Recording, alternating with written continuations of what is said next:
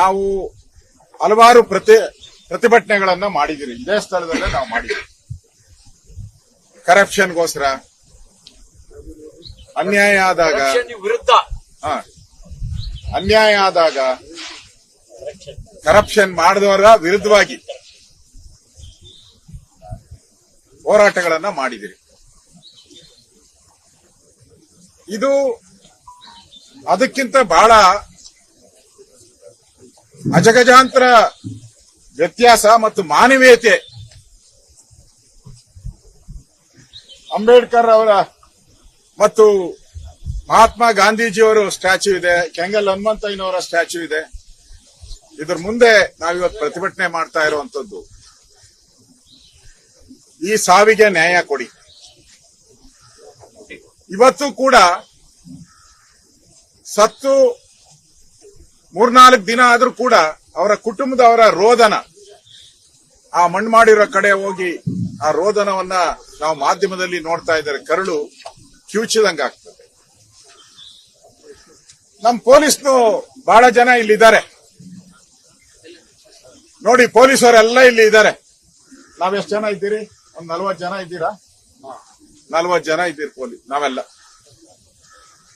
ನಾವು 40 ಜನ ಇಲ್ಲಿರೋದು ನೋಡಿ. ಪೊಲೀಸರು ಒಂದು 150 ಜನ ಇದ್ದಾರೆ. ಒಂದು 4-5 ಬಸ್ಗಳು ತಂದಿದ್ದಾರೆ, ಗನ್ಗಳು ಇಟ್ಕೊಂಡ್ ಬಂದಿದ್ದಾರೆ, ಲಾಠಿಗಳು ಇಟ್ಕೊಂಡ್ ಬಂದಿದ್ದಾರೆ. ನಮ್ಗೆ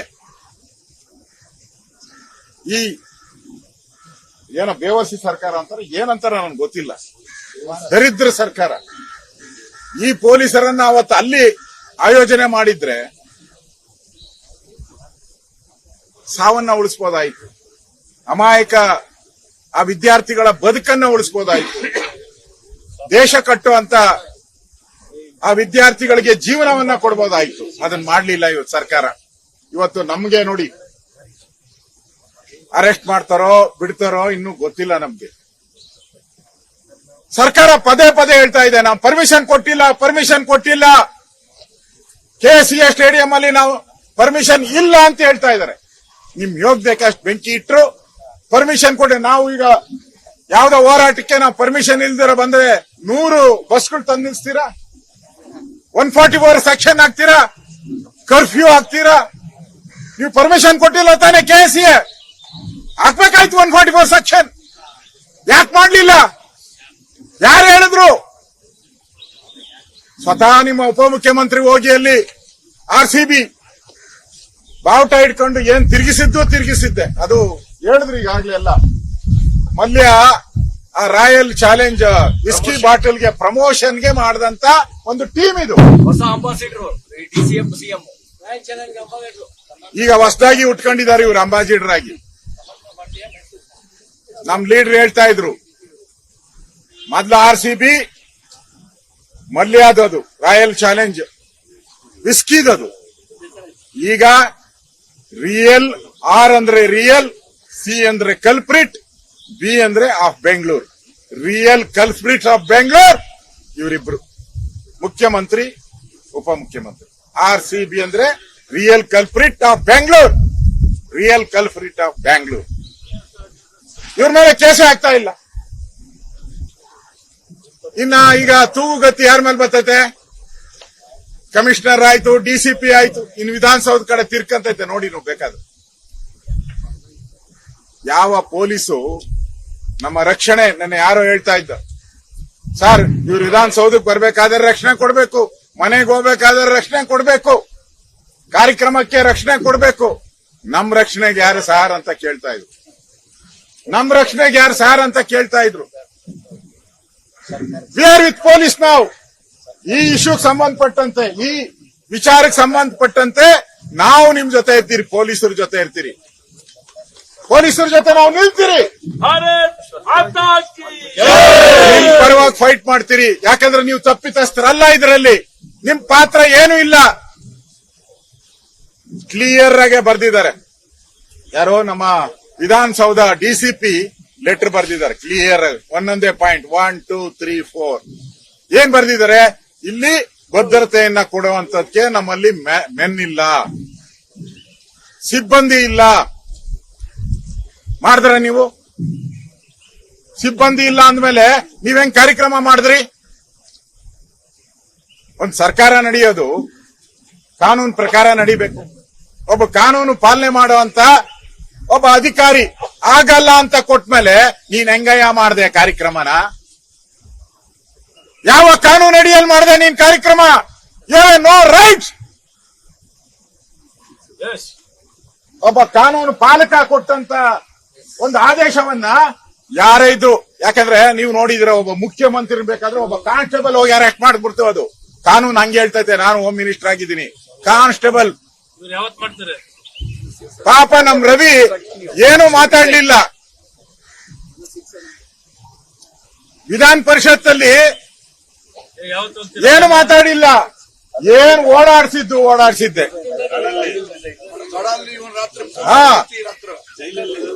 ಬೆಳಗ್ಗೆ ರಾತ್ರಿ ಹಾಕೊಂಡು ಕ್ವಾರಿ ಗೀರಿ ಎಲ್ಲ ಕಡೆ ಸುತ್ತಾಸ್ತಲ್ಲ. ಈಗ 11 ಜನ ಮರ್ಡರ್ ಮಾಡಿದ್ದೀರಾ. ಸರ್ಕಾರದ ಪ್ರಾಯೋಜಿತ ಕೊಲೆ ಇದು. 11 ಜನ. ನಿಮ್ಗೇನ್ ಮಾಡ್ಬೇಕು? ನಿಮ್ಗೆ ಯಾವ ಕ್ವಾರಿ ತೋರಿಸ್ಬೇಕು?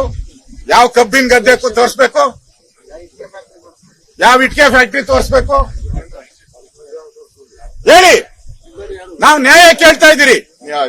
ರವಿನೂ MLA, ನೀವೂನು MLA. ರವಿಗೊಂದ್ ಕಾನೂನು, ನಿಮ್ಗೊಂದ್ ಕಾನೂನು ಇದೆಯಾ?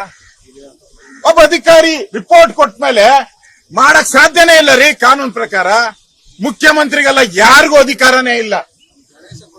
ಒಬ್ಬ ಅಧಿಕಾರಿ ನನ್ನ ಕೈಲಿ ಆಗಲ್ಲ ಇಲ್ಲಿ ಅಂತ ಹೇಳಿದ್ಮೇಲೆ ನೀವ್ ಹೆಂಗೆ ಮಾಡಿದ್ರಿ ಕಾರ್ಯಕ್ರಮ? ಇದು ಈ 11 ಜನರ ಸಾವಿನ ಮೇಲೆ ನೀವು ರಾಜ್ಯವನ್ನ ಆಳಕ್ಕಾಗಲ್ಲ. ಎಚ್ಚರಿಕೆಯನ್ನ ಕೊಡ್ತಾ ಇದ್ದೀನಿ. 11 ಜನ ಸಾವಿನ ಮೇಲೆ, ವಿದ್ಯಾರ್ಥಿಗಳ ಸಾವಿನ ಮೇಲೆ ರಾಜ್ಯವನ್ನ ಆಳಕ್ಕೆ ನಿಮ್ಗೆ ಯೋಗ್ಯತೆ ಇಲ್ಲ.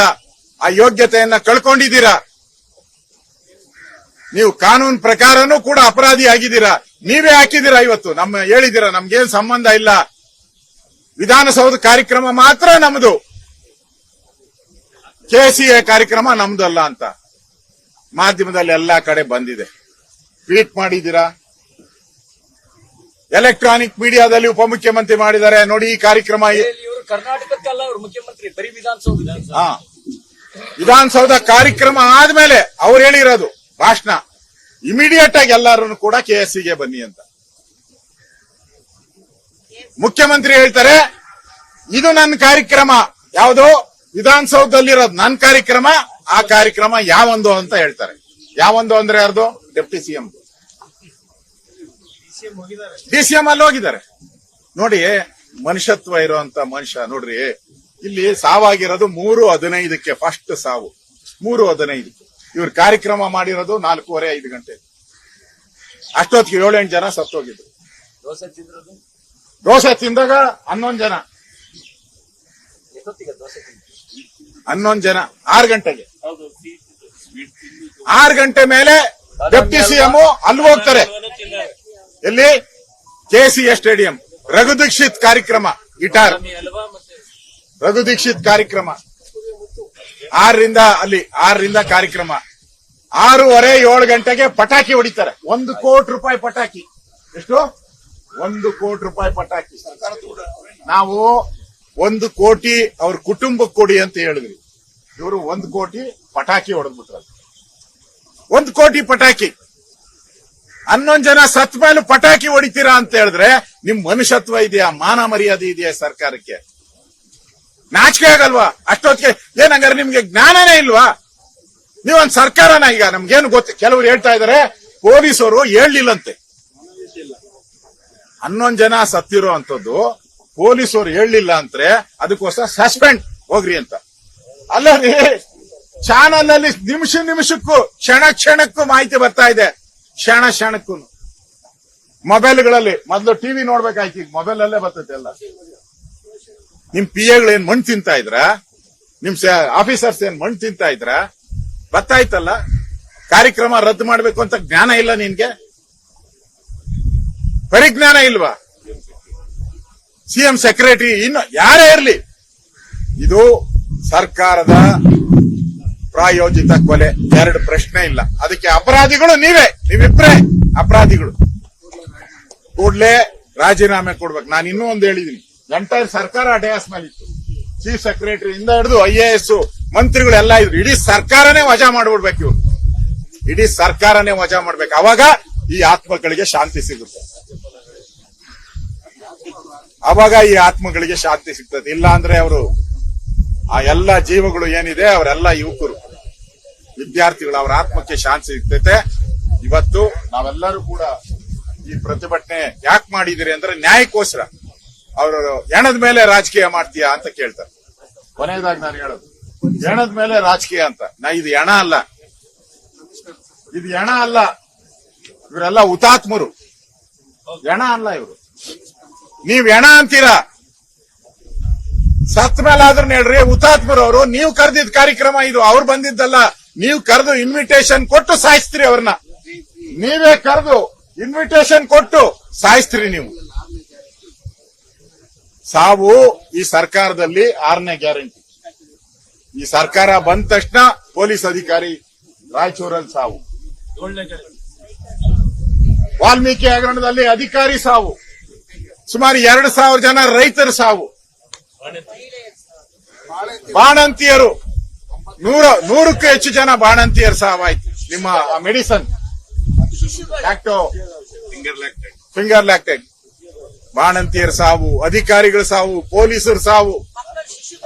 ಇಷ್ಟೆಲ್ಲ ಆದ್ಮೇಲೆ ಇದೆಲ್ಲ ಇಟ್ಕೊಂಡಿರ್ತಾರಲ್ಲ ಪೊಲೀಸರು, ಕಾಕಿ ಅದ್ರ ಮೇಲೆ ಏನೋ ಅಶೋಕ ಚಕ್ರ ಏನೋ ಇಟ್ಕೊಂಡಿರ್ತಿರಲ್ಲ, ಏನಪ್ಪ ಅದು, ಸ್ಟಾರ್ಗಳು, ಕಪ್ಪಾಳ ಮೋಕ್ಷ. ಯಾರು? ಈ ರಾಜ್ಯದ ಮುಖ್ಯಮಂತ್ರಿ ಎಲ್ಲಾರ್ಗು ಪಾಠ ಹೇಳ್ಕೊಡೋರು. ಏನಂತ? ಕಾನೂನು ಪಾಲನೆ ಮಾಡ್ಬೇಕು, ಕಾನೂನು ಬಿಟ್ಟು ಹೋಗ್ಬಾರ್ದು ಅಂತ ಹೇಳುವಂತ ಒಬ್ಬ ಮುಖ್ಯಮಂತ್ರಿ ಒಬ್ಬ ಅಡಿಷನಲ್ SP ಗೆ ಕಪ್ಪಾಳ ಕೊಡಿಯಕ್ ಹೋಗ್ತಾರೆ. ಇದು 6ನೇ ಗ್ಯಾರಂಟಿ. ಈ ತರ ಒಬ್ಬ DC ಗೆ ಎದೋಳ ನೀನೇ ಅವನ ಬಂದು ಇಲ್ಲಿ ಕೂತಿದ್ಯಾ ಅಂತ. ಇಲ್ಲಿ ಅವನ ಎಲ್ಲಾರು ಓಡಿಸ್ತಾ ಇದ್ದ ಯಾರೋ ಪೊಲೀಸ್ ಒಂದ್ ಪಾಪ. ಮಕ್ಕಳನ್ನೆಲ್ಲ ಯಾರ್ಯಾರ ಮಕ್ಕಳು ಮರಿಗಳು ಕರ್ಕೊಂಡ್ ಬಂದಿದ್ರು ಎಲ್ಲಾರು ಓಡಿಸ್ತಾ ಇದ್ದ ಪೊಲೀಸ್ ಅವನ್ನ ಕರೆದ್ಬಿಟ್ಟು ಒಬ್ಬ MLC ಗೆಟ್ ಔಟ್ ಅಂತ ಪೊಲೀಸ್ ಅಂದ್ಬಿಟ್ಟು ಕರ್ಕೊಂಡ್ ಪಕ್ಕದಾಗ ಕೂತಿಸ್ಬಿಟ್ಟು ಒಂದ್ ಸೆಲ್ಫಿ ಹೊಡಿಸ್ತಾ. ಇಲ್ಲಿ ಒಂದ್ ಸೆಲ್ಫಿ ಹೊಡಿತಾ ಇದ್ದಂಗೆ ಅಲ್ಲೊಂದು ವಿದ್ಯಾರ್ಥಿ ಸಾವಾಗೈತೆ. ಇಲ್ಲಿ ಸೆಲ್ಫಿ, ಅಲ್ಲಿ ಸಾವು. ಇಲ್ಲೊಂದ್ ಸೆಲ್ಫಿ ಹೊಡಿತಾರೆ, ಅಲ್ಲೊಂದ್ ಸಾವಾಗ್ತದೆ. ವಿದ್ಯಾರ್ಥಿಗಳು ನಿಮ್ಮ ತೀಟೆಗೋಸ್ಕರ, ನಿಮ್ಮ ಕುಟುಂಬದ ವರ್ಚಸ್ಸು, ನಿಮ್ಮ ವರ್ಚಸ್ಸು ಹೆಚ್ಚಿಸ್ಕೊಳಕೋಸ್ಕರ ಇವತ್ತು ಈ ಕೊಲೆಗಳಾಗಿದೆ. ಸರ್ಕಾರದ ಇದಕ್ಕೆ ನಾವು ಹೋರಾಟವನ್ನ ನಾವು ಮಾಡಿದಿರಿ. ನಾಳೆನೂ ಕೂಡ ನಾವು ಗವರ್ನರ್ ರಾಜ್ಯಾಧ್ಯಕ್ಷರ ಜೊತೆ ಮಾತಾಡಿದೀನಿ. ಗವರ್ನರ್ಗೂ ಹೋಗಿ ಭೇಟಿ ಮಾಡಿ ಈ ಸರ್ಕಾರನ ವಜಾ ಮಾಡಬೇಕು ಅಂತ ಗವರ್ನರ್ಗೂ. ಕ್ಷಣ ಕ್ಷಣದ ಸುದ್ದಿಗಳಿಗಾಗಿ ಫ್ರೀಡಂ ಟಿವಿ ಸಬ್ಸ್ಕ್ರೈಬ್ ಮಾಡಿ, ಲೈಕ್ ಮಾಡಿ ಹಾಗೂ ಫಾಲೋ ಮಾಡಿ. ಹೊಸ ಸುದ್ದಿಗಳ ನೋಟಿಫಿಕೇಶನ್ಗಾಗಿ ಬೆಲ್ ಐಕಾನ್ ಮೇಲೆ ಕ್ಲಿಕ್ ಮಾಡಿ.